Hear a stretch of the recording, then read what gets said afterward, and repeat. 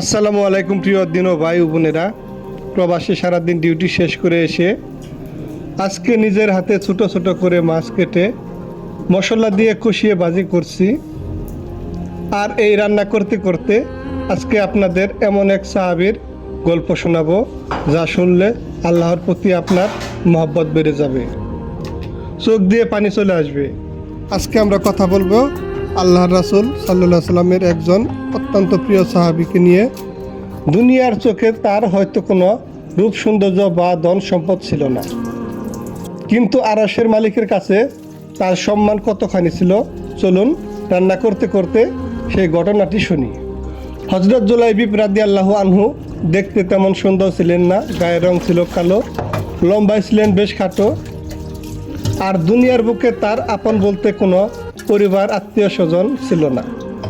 মদিনার রাস্তায় যখন তিনি হাঁটতেন মানুষ তার দিকে ফিরেও তাকাতো না। তার থাকার মতো একটা ভালো ঘর ছিল না, মসজিদের বারান্দায় তিনি ঘুমাতেন।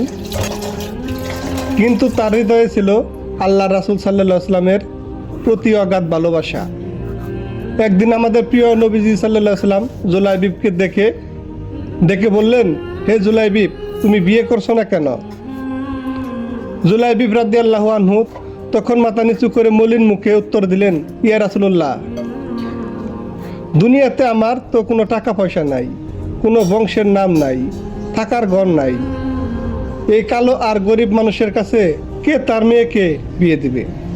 আমাদের দয়ার নবী সাল্লাল্লাহু আলাইহি সাল্লাম হেসে বললেন, জুলাইবিব, দুনিয়ার মানুষের কাছে তোমার দাম নাও থাকতে পারে, কিন্তু আল্লাহর কাছে তুমি সস্তা নও, তুমি অনেক দামি। সুবহানাল্লাহ।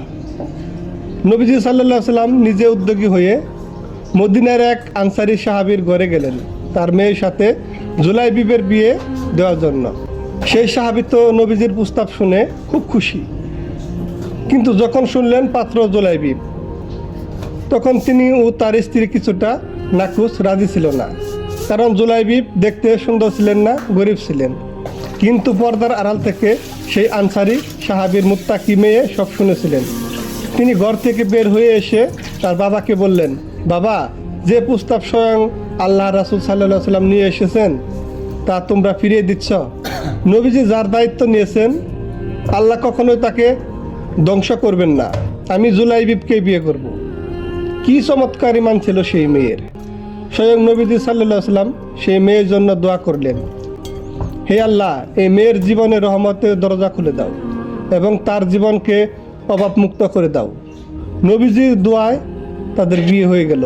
জুলাইবিব রাদিয়াল্লাহু আনহু এর জীবনে যেন এক টুকরো সুখ নেমে এলো, কিন্তু এই সুখের দিন বেশি দিন স্থায়ী হলো না। বিয়ের মাত্র কয়েকদিন পরেই মদিনায় জিহাদের ডাক এলো। ইসলামের শত্রুরা মদিনায় আক্রমণ করতে আসছে। হযরত জুলাইবিব রাদিয়াল্লাহু আনহু ঘরের নতুন বউকে রেখে তরবারি হাতে আল্লাহর রাস্তায় যুদ্ধের ময়দানে ছুটে গেলেন। তিনি শত্রুদের সাথে যুদ্ধ করলেন। যুদ্ধ শেষ হওয়ার পর আল্লাহ রাসূল সাল্লাল্লাহু আলাইহি সাল্লাম সাহাবীদের জিজ্ঞেস করলেন, তোমরা কি তোমাদের আপনজনদের খুঁজে পেয়েছ? সাহাবীরা বললেন, জি ইয়া রাসূলুল্লাহ, অমুক অমুক শহীদ হয়েছেন। নবীজি আবার বললেন, কিন্তু আমি তো আমার একজনকে খুঁজে পাচ্ছি না। সাহাবীরা অবাক হয়ে বললেন, তাকে ইয়া রাসূলুল্লাহ? বিশ্বনবী সাল্লাল্লাহু আলাইহি সাল্লাম চোখের পানি ফেলে বললেন, আমি আমার জুলাইবিবকে খুঁজে পাচ্ছি না। যাও যুদ্ধের ময়দানে আমার জুলাইবিবকে খুঁজো। সাহাবীরা খুঁজতে খুঁজতে দেখলেন 7 জন কাফেরের লাশের পাশে জুলাইবিব রাদিয়াল্লাহু আনহু শহীদ হয়ে শুয়ে আছেন। তিনি একাই 7 জনকে খতম করে নিজে শাহাদাত বরণ করেছেন। আল্লাহর রাসূল সাল্লাল্লাহু আলাইহি সাল্লাম সেখানেই ছুটে গেলেন। তিনি জুলাইবিবের দুলিমলিন রক্তাক্ত দেহের পাশে হাঁটু গেড়ে বসলেন। নিজের পবিত্র হাত দিয়ে জুলাইবিবের চেহারা থেকে ধুলোবালি মুছে দিলেন।